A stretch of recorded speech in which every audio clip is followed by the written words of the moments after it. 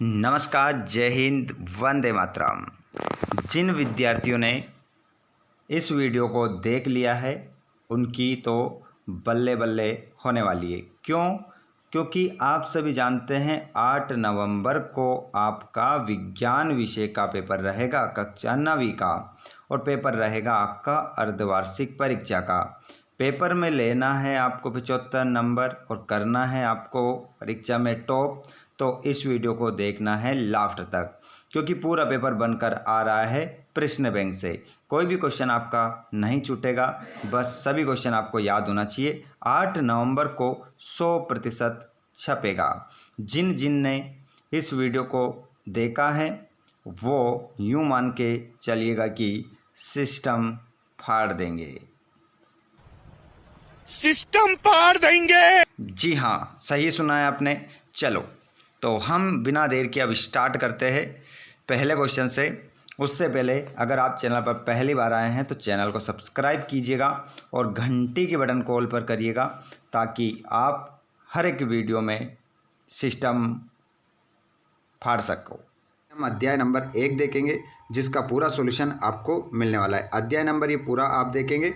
इसमें से आपको क्या करना है, कॉपी उठाना है और पेन उठाना है और सभी क्वेश्चनों को नोट करते चलना है, ताकि एक भी क्वेश्चन हमारा गलत ना हो। ठीक है, ये जोड़ी भी यहाँ से आपको देखने को मिलेगी। पूरा पेपर हम क्या करेंगे, हल करेंगे। आइए बच्चों, तो यहाँ पर हम पूरा पेपर हल कर लेते हैं। यहाँ पर हमें क्या करना है, अब विज्ञान का पूरा सॉल्यूशन करना है और एक भी क्वेश्चन हमारा आउट नहीं होना चाहिए। चलिए तो स्टार्ट करें। उससे पहले एक बार शेयर जरूर कर दीजिएगा अपने सभी दोस्तों को, और जिन्होंने चैनल को सब्सक्राइब नहीं किया है चैनल को सब्सक्राइब करके घंटी के बटन को ऑल पर अवश्य कीजिएगा। चलिए बच्चों, तो हम देखते हैं प्रश्न क्रमांक पहले से। क्वेश्चन क्रमांक पहला देखें हम, तो किस अवस्था में कणों के बीच अंतर आणविक बल सबसे अधिक होता है? तो किस अवस्था में कणों के बीच जो अंतर होता है आणविक बल सबसे अधिक होता है? तो इसमें आपका जो करेक्ट आंसर होगा, क्वेश्चन क्रमांक पहला रहेगा आपका, जिसमें आपसे क्या कह रहा है कि किस अवस्था में कणों के बीच अंतर आणविक बल सबसे अधिक होता है। तो यहाँ पर आपका ठोस होगा, द्रव होगा, गैस होगा, प्लाज्मा होगा। तो इसमें आप जो सही उत्तर लगा लेंगे ना बच्चों अपना, वो लगाएंगे ठोस। गैस की विशेषता क्या है? तो गैस की विशेषता क्या है? निश्चित आकार और आयतन, केवल निश्चित आकार, केवल निश्चित आयतन, ना तो निश्चित आकार ना ही निश्चित आयतन। तो इसमें आपका जो करेक्ट आंसर हो जाएगा वो हो जाएगा ना तो निश्चित आकार ना ही निश्चित आयतन।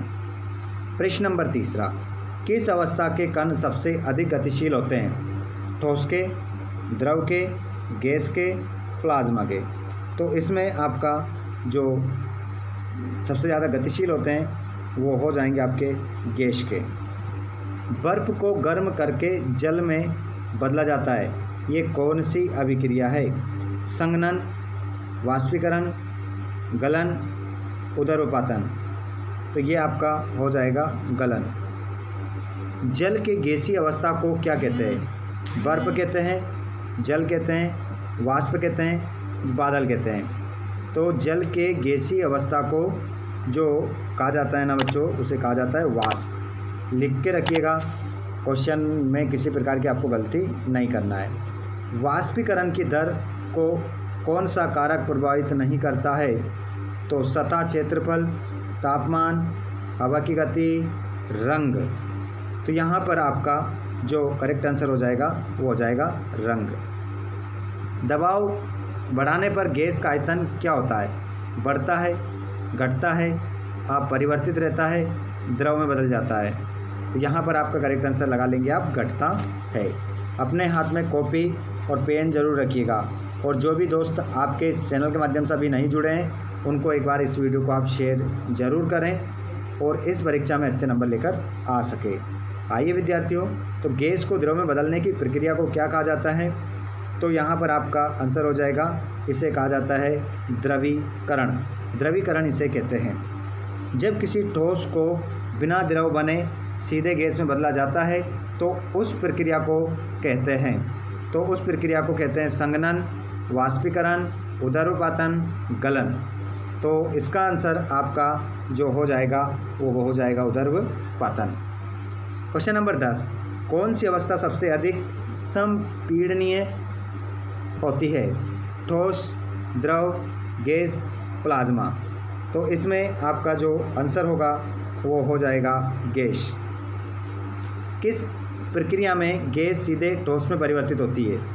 तो यहाँ पर आपका आंसर हो जाएगा संघनन, उदर्वपातन, वाष्पीकरण, अवक्षेपण।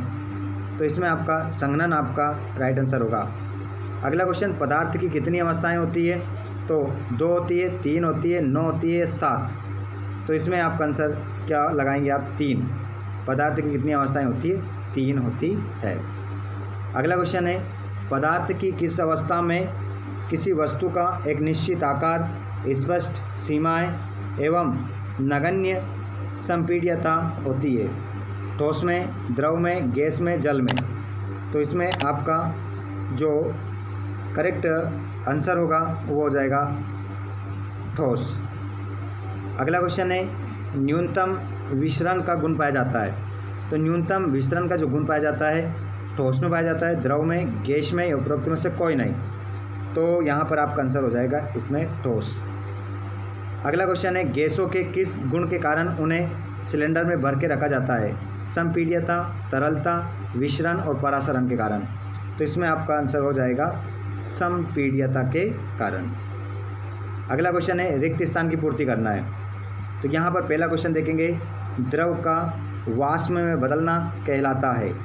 15 नंबर यहाँ से आपके पक्के होने वाले हैं ऑब्जेक्टिव में से। 100% ये आपके पेपर में, आपके कॉपी में आप लिख कर आएंगे। द्रव का वाष्प में बदलना कहलाता है। तो द्रव का वाष्प में बदलना कहलाता है, तो इस खालिस्तान में आप लिखेंगे वाष्पीकरण। वाष्पीकरण आपका क्या होगा? इसमें आंसर हो जाएगा। पहले वाले खालिस्तान में आप वाष्पीकरण लिखेंगे। दूसरा, गैस का द्रव में बदलना कहलाता है। अब यहाँ पर गैस का द्रव में बदलना कहलाता है द्रवीकरण। द्रवीकरण आपका क्या हो जाएगा? उत्तर हो जाएगा। जल का क्वथनांक डिग्री सेल्सियस होता है। तो जल का क्वथनांक जो होता है वो होता है 100 डिग्री सेल्सियस। अगला क्वेश्चन है, जब किसी पदार्थ को बिना द्रव बने सीधे गैस में बदला जाता है तो इसे कहते हैं? तो इसे सीधे गैस में बदला जाता है तो इसे कहते हैं बच्चों उदर्वपातन। उदर्वपातन इसे कहते हैं। चौथे वाले खालिस्तान में लिखेंगे आप। उसके बाद में क्वेश्चन नंबर 5 है, गैस से ठोस में सीधे परिवर्तन को क्या कहते हैं? तो गैस से ठोस में सीधे जो परिवर्तन है उसे क्या कहा जाता है, ये आपको बताना है। जल्दी से बताएंगे आप सभी, इसका आंसर क्या होगा?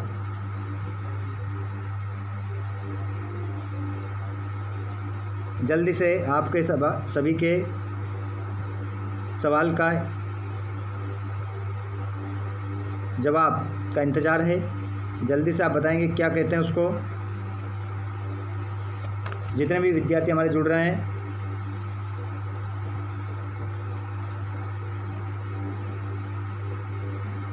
तो यहाँ पर क्वेश्चन नंबर आपसे कह रहा है कि गैस में ठोस में सीधे परिवर्तन को कहते हैं।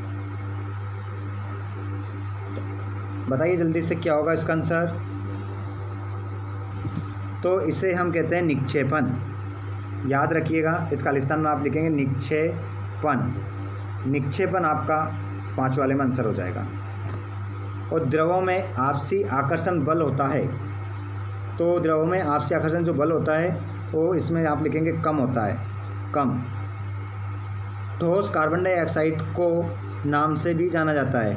तो ठोस कार्बन डाइऑक्साइड को किस नाम से जाना जाता है? तो इसको हम शुष्क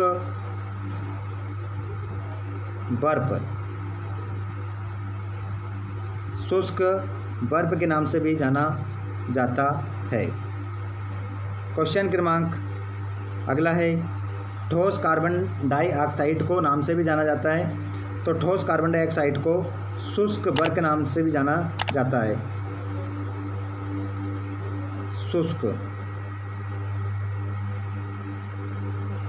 शुष्क बर्फ के नाम से भी जाना जाता है।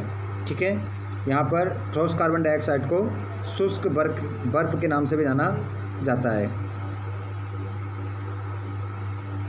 क्वेश्चन क्रमांक आपका है, क्वथनांक से कम तापमान पर द्रव के वाष्प में परिवर्तन होने वाली प्रक्रिया को कहते हैं। तो इसको जो कहते हैं ना बच्चों, वो कहते हैं वाष्पीकरण। वाष्पीकरण आपका क्या हो जाएगा, इसमें आंसर हो जाएगा। उसके बाद में हम देखेंगे इसके सत्यासत्य। गैसें सबसे अधिक संपीडनीय अवस्था में होती है, तो इसका आंसर आपका सत्य हो जाएगा। और ठोसों के कण स्वतंत्र रूप से गति करते हैं, तो इसका आंसर आपका क्या होगा, असत्य होगा। तीसरा देखेंगे, जब कोई द्रव गैस में बदलता है तो इसे संघनन कहते हैं, तो तीसरे का आंसर क्या होगा आपका, असत्य होगा। चौथा, वाष्पीकरण दर पर हवा की गति का कोई प्रभाव नहीं पड़ता, तो इसका आंसर भी क्या होगा आपका, असत्य होगा। पांचवा देखेंगे, ऊष्मा की आपूर्ति करने से कणों की गतिज ऊर्जा घटती है, तो इसका आंसर भी क्या होगा आपका, असत्य होगा। छठा, बर्फ से जल बनने की प्रक्रिया को गलन कहते हैं, तो इसका आंसर आपका सत्य हो जाएगा। और गैसों का ना तो निश्चित आकार होता है और ना ही आयतन होता है। सातवां, तो इसका आंसर आप लगाएंगे सत्य। और जल का गलनांक 100 डिग्री सेल्सियस होता है, तो इसका आंसर आपका हो जाएगा असत्य। और गैस के कणों के बीच आकर्षण बल बहुत अधिक होता है, तो इसका आंसर आप लगाएंगे असत्य। यहाँ पर प्रश्न यहाँ पर दीजिएगा, देखिएगा ब्लूप्रिंट में लिखा गया है कि इस प्रश्न का निर्माण करते समय विषय शिक्षक ध्यान दें कि प्रश्न पत्र में प्रश्न रखते समय कॉलम ए के समक्ष कॉलम बी सही उत्तर लिखा हुआ नहीं हो। तो यहाँ पर जोड़ी हम मिलाएंगे और जोड़ी में यहाँ पर आपका बिल्कुल करेक्ट आंसर यहाँ पर हम मिलाएंगे, ठीक है। मतलब पेपर में हमें क्या रखना है, जोड़ी का ध्यान रखना है कि जो जोड़ी इधर ही, अगर इसका आंसर यहाँ सामने नहीं होना चाहिए, बगल में होना चाहिए। तो हम बच्चों यहाँ पर ठोस को किससे मिलाएंगे, निश्चित ठोस को मिलाएंगे हम निश्चित आकार और आयतन। अब यहाँ पर ये बात क्यों कही गई है, इसलिए कही गई है क्योंकि यहाँ पर जो आंसर है ना बच्चों, सभी के आंसर सामने ही सही दे रखे हैं, सबके आंसर इसके क्या है, सामने है। तो यहाँ पर पेपर बनाते समय यहाँ पर कहा जा रहा है कि शिक्षक इस बात का ध्यान रखे कि सही जोड़ी का उत्तर सामने नहीं होना चाहिए। इसलिए यहाँ पर हमारे लिए ये और आसान हो जाता है। इसका आंसर भी यहाँ पर ये सही मिला हुआ है। वाष्पीकरण को आप किससे मिलाएंगे, द्रव का गैस में बदलना, संघनन गैस का द्रव में बदलना, उदरपातन ठोस से सीधे गैस में परिवर्तन, जमाव द्रव से ठोस में परिवर्तन, द्रवीकरण गैस से द्रव में परिवर्तन, और तापमान बढ़ने पर गैस का आयतन बढ़ता है और दबाव बढ़ने पर गैस का आयतन घटता है। वाष्पीकरण की दर हवा की गति से बढ़ती है और ब्राउनियन गति कणों की अनियमित गति। इस प्रकार हमारी पूरी क्या मिल जाती है, जोड़ी मिल जाती है, जो कि यहाँ हमारे पेपर में आने वाली है। इस प्रकार आप जोड़ी को अच्छे से ध्यान रख लीजिएगा। उसके बाद में यहाँ से अति लघुत्तरी प्रश्न आएंगे 2 नंबर का, तो इन क्वेश्चनों को आप अच्छे से लगाएंगे। ये क्वेश्चन आपके पेपर में आने वाले हैं, इनको आप कंप्लीट कर लीजिए। उसके बाद में आप यहाँ पर देखेंगे कि यहाँ से लघुत्तरी मतलब एक 3 नंबर का एक प्रश्न भी आपका आएगा, 3 नंबर का इसी में से आपका आने वाला है। और उसके बाद में यहाँ पर आपका क्या हो जाएगा, ये अध्याय नंबर 2 आ जाएगा। चलिए, उससे पहले जितने भी दोस्त क्लास में जुड़ चुके हैं, जुड़ रहे हैं, देख रहे हैं, सभी एक बार शेयर ज़रूर कर दीजिएगा। अपने सभी दोस्तों को क्लास को आप शेयर कर दें ताकि उन सभी को इन क्वेश्चनों में से ही पूरा पेपर बने उनका और अच्छे नंबर वो लेकर आ सकें। देखिए, शुद्ध पदार्थ वह होता है जो, तो यहाँ पर आपका करेक्ट आंसर हो जाएगा शुद्ध पदार्थ वह होता है जो केवल एक प्रकार के कणों से मिलकर बना होता है। ऑप्शन नंबर पहला आप याद रख लीजिएगा। कॉपी उठाकर रखिए, हाथ में पेन भी उठाकर रखिए और नोट करते चलिएगा। स्क्रीनशॉट ले लो, पीडीएफ तो मैंने आपको दे ही रखा है। निम्नलिखित में से कौन शुद्ध पदार्थ है, दूध, जल, नमक का घोल, वायु। तो यहाँ पर आपका करेक्ट आंसर हो जाएगा शुद्ध पदार्थ क्या है, तो इसमें आपका आंसर हो जाएगा बच्चों, शुद्ध पदार्थ है जल, जल आपका आंसर हो जाएगा। वायु एक है यौगिक, शुद्ध पदार्थ, मिश्रण, तत्व, तो इसमें आपका करेक्ट आंसर हो जाएगा, वो हो जाएगा मिश्रण, मिश्रण आपका इसमें आंसर हो जाएगा। नेक्स्ट क्वेश्चन है, कोलाइड का एक उदाहरण है। कोलाइड का एक उदाहरण है चीनी का घोल, दूध, नमक, तांबा। तो कोलाइड का जो एक उदाहरण हो जाएगा वो हो जाएगा बच्चों, यहाँ पर करेक्ट आंसर आप दूध लगा देंगे। निम्न में से कौन सा एक तत्व है? जल है, ऑक्सीजन है, नमक है, चीनी है। तो एक तत्व बताना है यहाँ पर, तो एक तत्व जो हो जाएगा वो हो जाएगा ऑक्सीजन। ऑक्सीजन आपका करेक्ट आंसर यहाँ पर होगा। अगले क्वेश्चन को देखिएगा, निम्नलिखित में से कौन सा एक समांगी मिश्रण है? तो पानी में नमक, रेत और पानी, दूध और पानी, तेल और पानी। तो यहाँ पर समांगी जो मिश्रण हो जाएगा वो पानी और क्या हो जाएगा? नमक। पानी और नमक आपका करेक्ट आंसर हो जाएगा। तत्व और यौगिक में अंतर, तो तत्व और यौगिक में जो अंतर होता है वो हो जाएगा, तत्व केवल एक प्रकार के परमाणु से बना होता है और यौगिक दो या अधिक तत्वों से बना होता है। तो ये दोनों ही बात तो क्या है? सही है। तो ऑप्शन नंबर हम सी लगाएंगे। ऑप्शन नंबर ए और बी दोनों आपका आंसर हो जाएगा। आगे हम बात करेंगे, क्वेश्चन क्रमांक 8वां है, निम्न में से कौन सा विधि असमांगी मिश्रण को अलग करने के लिए प्रयोग की जाती है? तो यहाँ पर निस्यंदन, वाष्पीकरण, अपशिष्ट निस्तारण, सभी। तो यहाँ पर आपका जो करेक्ट आंसर हो जाएगा वो हो जाएगा, इसमें लगाएंगे आप सभी आपका इसमें करेक्ट आंसर होगा। तांबा एक है, यौगिक है, मिश्रण है, तत्व है, कोलाइड है। तो तांबा जो हो जाएगा वो एक क्या हो जाएगा? तत्व आपका आंसर हो जाएगा। दूध किस प्रकार का मिश्रण है? समांगी, असमांगी, यौगिक, तत्व। तो यहाँ पर आपका हो जाएगा असमांगी मिश्रण आपका हो जाएगा। नेक्स्ट क्वेश्चन को आप देखेंगे, निम्न में से किस विधि का उपयोग जल से घुले हुए नमक को अलग करने के लिए किया जाता है? निस्यंदन, वाष्पीकरण, चुंबकत्व, अपवर्तन। तो यहाँ पर आपका करेक्ट आंसर हो जाएगा, ये किया जाता है वाष्पीकरण के द्वारा। अगला क्वेश्चन, तत्व और यौगिक को एक साथ मिलाकर बनाया जाता है मिश्रण, कोलाइड, विलयन, शुद्ध पदार्थ। तो यहाँ पर आपका जो सही आंसर हो जाएगा वो मिश्रण आपका आंसर हो जाएगा। दो या दो से अधिक पदार्थों का समांगी मिश्रण कहलाता है विलयन, यौगिक, विलायक, उपरोक्त में से कोई नहीं। तो यहाँ पर आपका जो सही आंसर हो जाएगा वो विलयन आपका आंसर होगा। विलयन आप सही आंसर लगाएंगे। हमारे जितने भी स्टूडेंट्स हैं, आप इस वीडियो को कहाँ से देख रहे हैं और आपका नेम क्या है, कमेंट बॉक्स में ज़रूर बताइएगा। आप सभी स्टूडेंट जितने भी इस लाइव क्लास में जुड़ रहे हैं, आप सभी का स्वागत है और आप कमेंट बॉक्स में ज़रूर बताएं कि आप इस क्लास को कहाँ से देख रहे हैं। डियर स्टूडेंट्स, यहाँ पर क्वेश्चन है, विलयन का वह घटक जिसकी मात्रा दूसरे से अधिक होती है और जो दूसरे घटक को विलयन में मिलाता है उसे कहते हैं विलयन कहते हैं, विलायक कहते हैं या विलय कहते हैं, उपरोक्त में से कोई नहीं। तो यहाँ पर आपका जो आंसर हो जाएगा वो हो जाएगा, उसे हम विलायक कहते हैं। ऑप्शन नंबर बा के साथ आप जाएंगे। चलिए अगला क्वेश्चन आप देखेंगे, यहाँ पर टिंचर आयोडीन के विलयन में विलय है, बताइए क्या होता है? एल्कोहल होता है, ऑप्शन नंबर दूसरा है आयोडीन होता है, या फिर आपका अगला जो ऑप्शन है उसमें है आपका, बताइए क्या होगा? एल्कोहल हो जाएगा, जल हो जाएगा, या उपरोक्त सभी आपका आंसर हो जाएगा। बताइए करेक्ट आंसर आप सभी बताएंगे कि इसका सही आंसर क्या होगा। जल्दी से कमेंट बॉक्स में सभी इसका क्या देंगे? जवाब देंगे। बताइए, सबसे पहले देखता हूँ कौन इसका जवाब सही साट देता है। जल्दी से बताइए क्या होगा करेक्ट आंसर। तो यहाँ पर एल्कोहल, आयोडीन, जल, उपरोक्त सभी, क्या आपका सही आंसर है इसमें? बताइए। तो स्टूडेंट्स इसमें आपका करेक्ट आंसर आप लगाएंगे आयोडीन। आयोडीन आपका आंसर हो जाएगा। सोडा जल विलयन में विलय होता है, तो इसमें आपका आंसर हो जाएगा CO2, HO, एल्कोहल, O2। तो इसमें आपका CO2 आपका आंसर हो जाएगा, कार्बन डाइऑक्साइड। अगला क्वेश्चन, वायु एक विलयन है, कैसा? गैस में गैस का, गैस में द्रव का, गैस में या द्रव का हवा में। तो इसमें आपका करेक्ट आंसर हो जाएगा गैस का गैस में, गैस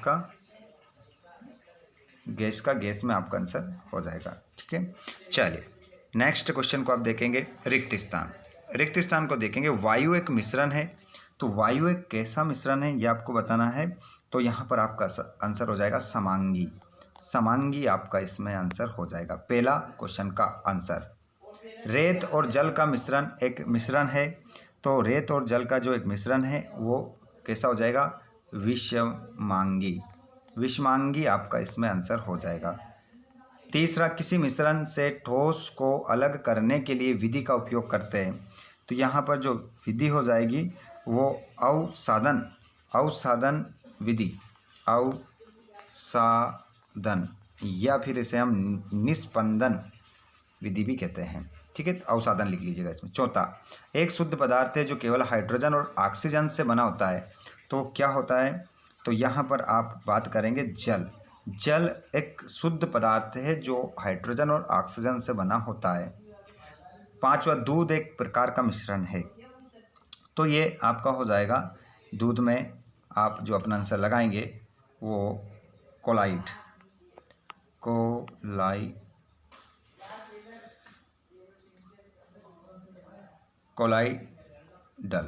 ठीक है, कोलाइडल आपका इसमें क्या होगा, आंसर हो जाएगा। नेक्स्ट है, किसी विलयन से घुले हुए ठोस को अलग करने के लिए विधि का प्रयोग किया जाता है, तो जिस विधि का प्रयोग किया जाता है बच्चों वो विधि कौन सी है, ये आपको बताना है। नमक और जल मिलकर एक मिश्रण बनाते हैं, यहाँ पर छठा वाला देखिए पहले तो। ठीक है, तो इसमें वाष्पीकरण करने के लिए, वाष्पीकरण या फिर इसे क्रिस्टलीकरण भी कहते हैं, इस विधि को क्या कहते हैं बच्चों, वाष्पीकरण या फिर क्रिस्टलीकरण आप कह सकते हैं, दोनों विधि में से एक, दोनों का एक ही नाम है वो। नमक और जल मिलकर एक मिश्रण बनाते हैं, तो ये बनाते हैं समांगी मिश्रण। कैसा मिश्रण, समांगी, आप इसका आंसर लगाएंगे। उसके बाद आप देखेंगे तत्व केवल एक ही प्रकार के से बने होते हैं, तो तत्व केवल एक ही प्रकार के से बने होते हैं, तो यहाँ पर परमाणुओं से बने होते हैं। लोहे के टुकड़े और गंधक को अलग करने के लिए का उपयोग किया जा सकता है, तो यहाँ पर नवा जो क्वेश्चन है, लोहे के टुकड़े और गंधक को अलग करने के लिए जो किया जाता है वो आपका आंसर हो जाएगा चुंबकीय पृथक्करण। क्या लिख देंगे आप, चुंबकीय पृथक्करण।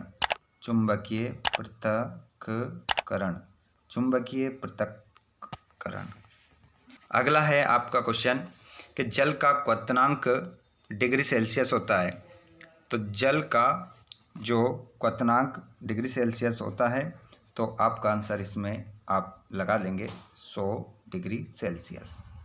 तेल और जल को अलग करने के लिए का प्रयोग किया जाता है, तो तेल और जल को जो अलग करने के लिए प्रयोग किया जाता है ना बच्चों, वो किया जाता है पृथक्करण कीप।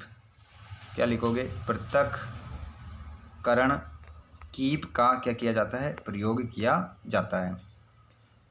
और दूध से क्रीम अलग करने की विधि जो कहलाती है वो कहलाती है अपकेंद्रीकरण। क्या कहलाती है, इसका आंसर होगा अपकेंद्रीकरण आपका क्या होगा, आंसर हो जाएगा। विलयन एक मिश्रण है, तो विलयन जो एक मिश्रण है वो क्या हो जाएगा, समांगी मिश्रण। इस खालिस्तान में आप क्या लिखेंगे, समांगी। उसके बाद में क्वेश्चन नंबर 14 है, बर्फ जल तथा जल वाष्प के गुण समान होते हैं, तो इसमें आपका जो आंसर हो जाएगा वो रासायनिक गुण। कैसे गुण, रासायनिक गुण कैसे होते हैं बच्चों, समान होते हैं। विलयन के इकाई आयतन में उपस्थित विलेय की मात्रा विलेय की कहलाती है, तो इस खालिस्तान में विलेय की क्या कहलाती है, वो कहलाती है सांद्रता। इस खालिस्तान में क्या लिखोगे, सांद्रता आपका क्या होगा, इसमें आंसर हो जाएगा। नेक्स्ट क्वेश्चन आप देखेंगे, एक ही प्रकार के परमाणुओं से बने पदार्थ कहलाते हैं, तो वो क्या कहलाते हैं बच्चों, तत्व आपका आंसर हो जाएगा। फोम, रबर एवं स्पंज में परिक्षेपण माध्यम, तो खालिस्तान होता है, तो ये होता है माध्यम, गैस होता है, गैस, इसमें आपका क्या होगा, आंसर हो जाएगा। Next question, milk of magnesia में परिक्षेपण माध्यम होता है, तो इसमें आपका आंसर होगा जल आपका आंसर इसमें हो जाएगा। टिंडल प्रभाव विलियन द्वारा प्रदर्शित गुण है। तो यहाँ पर टिंडल जो प्रभाव है वो कोलाइडल, इसमें आप लिखोगे कोलाइडल, कोलाइडल आपका इसमें आंसर हो जाएगा। अगला है धातु होते हुए भी कमरे के तापमान पर द्रव है। तो ये आपका आंसर हो जाएगा पारा। पारा धातु हुए भी कमरे के तापमान पर क्या है, द्रव है।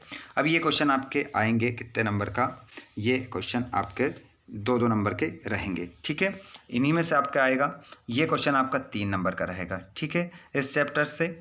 उसके बाद में आपका अध्याय नंबर आ जाता है अगला, जिसमें हम क्या करने वाले हैं, देखने वाले हैं पूरा सॉल्यूशन। अध्याय नंबर आपका इसके बाद और रहेगा। चलिए सबसे पहले इससे आएंगे आपके खालिस्तान। इस अध्याय से आपके आ रहे हैं खालिस्तान, तो हम इन खालिस्तान को देखेंगे। जीवन की मौलिक इकाई कहलाती है। तो बताना है आपको कि जीवन की जो मौलिक इकाई होती है वो क्या कहलाती है, इसके सही आंसर आपको लिखना है। चलिए तो यहाँ पर खालिस्तान में आप क्या लिखेंगे कि जीवन की मौलिक इकाई क्या होती है। अध्याय हमने नेक्स्ट स्टार्ट कर दिया है, कोशिका कहलाती है। तो आंसर हो जाएगा मौलिक इकाई क्या कहलाती है, कोशिका। पहले वाले खालिस्तान में कोशिका की खोज ने की थी। तो यहाँ पर रॉबर्ट हुक आपका क्या हो जाएगा, रॉबर्ट हुक आपका आंसर इसमें हो जाएगा। जीवित कोशिका को सबसे पहले ने देखा था। तो यहाँ पर आपका आंसर हो जाएगा, और जीवित कोशिका को सबसे पहले देखा था एटोन वॉन ल्यूवेनहॉक। तो इसमें एटोन क्या लिख दोगे, वॉन, ठीक है। और भी नाम है इसका, ल्यूवेनहॉक, है ना। अगला क्वेश्चन है 4th वाला, सभी जीव कोशिकाओं से बने होते हैं और नई कोशिकाएं केवल कोशिकाओं से बनती है। तो इसमें आपका जो करेक्ट आंसर होगा वो 4th वाले में आप लगाएंगे, पूर्व विद्यमान कोशिकाओं से बनती है। पूर्व विद्यमान, इतना लिखना है इसमें, पूर्व विद्यमान कोशिकाओं से बनती है, ठीक है। अगला है प्लाज्मा झिल्ली पारगम्य होती है। तो प्लाज्मा झिल्ली जो पारगम्य होती है, इसमें आप जो अपना आंसर लगाएंगे वो लगाएंगे चयनात्मक रूप से, चयनात्मक रूप भी लिखेंगे, चयनात्मक रूप से पारगम्य होती है।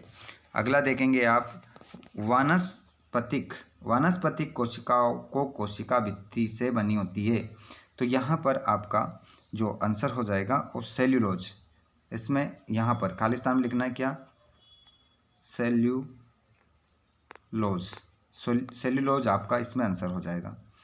आगे देखेंगे क्वेश्चन नंबर अगला है आपका, कोशिका भित्ति कोशिकाओं में पाई जाती है। तो जो कोशिका भित्ति होती है वो पादप कोशिकाओं में क्या करती जाती है, पाई जाती है। और माइटोकॉन्ड्रिया को कोशिका का क्या कहा जाता है, पावर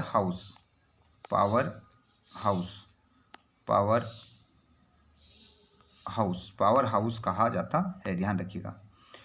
अगला है प्रोटीन संश्लेषण का कार्य करते हैं। तो प्रोटीन संश्लेषण का जो कार्य करते हैं वो राइबोसोम, क्या लिख दोगे इसमें, राइबोसोम आपका क्या होगा इसमें आंसर हो जाएगा। अगला देखिएगा, नाभिक को गहरे रहने वाली झिल्ली को कहते हैं। तो नाभिक को गहरे रहने वाली झिल्ली को नाभिकी झिल्ली कहते हैं। नाभिकी ये झिल्ली, तो झिल्ली तो यहीं लिखा है, नाभिकी झिल्ली, है ना। लाइसोसोम को कोशिका की कहा जाता है। तो लाइसोसोम को कोशिका की कहा जाता है आत्मघाती थैली। इसमें लिख दोगे आत्मघाती थैली आपका क्या होगा इसमें आंसर होगा, आत्मघाती थैली। चलिए आगे देखिएगा, प्रोकैरियोटिक कोशिकाओं में केंद्रक नहीं होते। तो इसमें आपका आंसर हो जाएगा सुस्पष्ट केंद्रक नहीं होते हैं, सुस्पष्ट केंद्रक नहीं होते। आगे हम बात करेंगे, एक और बचा इसमें खालिस्तान, यूकेरियोटिक कोशिकाओं में केंद्रक से गिरा होता है। तो इसमें आंसर हो जाएगा नाभिकीय झिल्ली से गिरा होता है। इसमें आपका नाभिकीय नाभिकीय झिल्ली, नाभिकीय झिल्ली। आगे देखिएगा सत्य सत्य। कोशिका जीवन की सबसे छोटी इकाई होती है, तो यहाँ पर इसके आंसर भी हम क्या करेंगे, कंप्लीट कर लेंगे। सत्याफत्य के सभी जो आंसर है हमारे उनको हम देख लेते हैं। यहाँ पर पहला क्वेश्चन, कोशिका जीवन की सबसे छोटी इकाई है, तो इसका आंसर आप देखेंगे। इसमें अगर सही है तो मैं राइट का निशान लगाऊंगा, तो वहाँ पर आप क्या लिखेंगे, सत्य। राइट के निशान की जगह आप सत्य लिखेंगे और कट लगाऊंगा तो आप असत्य लिखेंगे। तो कोशिका जीवन की सबसे छोटी इकाई होती है, तो ये बात आपका क्या हो जाएगा, सत्य। और रॉबर्ट हुक ने जीवित कोशिका की खोज की थी, तो इसमें आपका असत्य आंसर हो जाएगा। सभी जीवधारी कोशिकाओं से बने होते हैं, तो ये भी आपका क्या हो जाएगा, सत्य हो जाएगा। चौथा देखिए, प्रोकैरियोटिक कोशिकाओं में सुव्यवस्थित केंद्रक पाया जाता है, तो इसमें आपका असत्य हो जाएगा, नहीं पाया जाता है। और यूकैरियोटिक कोशिकाओं में झिल्ली से घिरे अंगक होते हैं, तो इसमें आपका सत्य हो जाएगा। उसके बाद में छठा, कोशिका भित्ति केवल पादप कोशिकाओं में पाई जाती है, तो असत्य। माइटोकॉन्ड्रिया को कोशिका का पाचन केंद्र कहा जाता है, तो यहाँ पर आपका आंसर असत्य इसमें लगाएंगे आप। और राइबोसोम का कार्य वसा संश्लेषण करना है, तो ये भी क्या हो जाएगा, असत्य। और केंद्रक में अनुवांशिक पदार्थ मौजूद होते हैं, तो यहाँ पर आपका आंसर सत्य हो जाएगा, ठीक है, ये सत्य होगा। और क्लोरोप्लास्ट केवल जंतु कोशिकाओं में पाए जाते हैं, तो इसका आंसर आप क्या लगाएंगे, असत्य लगाएंगे। आगे देखिएगा, अगला क्वेश्चन है आपका, रिक्तिकाएँ जंतु कोशिकाओं में बड़ी होती हैं, तो ये भी क्या होगा, आपका सत्य। 11 वाला असत्य हो जाएगा। उसके बाद में यहाँ पर सभी कोशिकाओं में प्लास्टिड्स पाए जाते हैं, तो यहाँ पर आपका जो लास्ट वाला है इसमें अभी आपका आंसर असत्य हो जाएगा। अब इस चैप्टर से आपके ये 2 नंबर का क्वेश्चन आएगा, और उसके बाद में ये 3 नंबर का क्वेश्चन आए, इनमें से 3 नंबर का आएगा। और उसके बाद आप देखेंगे कि अध्याय नंबर आपका अगला अब आएगा। अध्याय ये वाला मैं आपको नेक्स्ट वीडियो में करवाने वाला हूँ, छठा अध्याय और 7वां अध्याय, ठीक है। इसमें जोड़ी आएगी आपकी, और भी बहुत सारे क्वेश्चन इससे आएंगे जो कि मैं आपको नेक्स्ट वीडियो में करवाने वाला हूँ। तो अगर आपने चैनल को सब्सक्राइब नहीं किया तो चैनल को सब्सक्राइब जरूर कीजिएगा, ताकि पूरा पेपर आपका विज्ञान का बन सके। और सब्सक्राइब करने से काम नहीं चलेगा, नोटिफिकेशन चाहिए, तो घंटी के बटन को ऑल पर करके रखिएगा। चलिए स्टूडेंट्स, तो हम यहाँ पर मिलते हैं नेक्स्ट वीडियो में। इससे पहले वाला एक वीडियो और हमने डाल दिया, वो भी आप जरूर देखिएगा, ताकि आपके अच्छे मार्क्स आ सकें। धन्यवाद, थैंक्स फॉर वॉचिंग।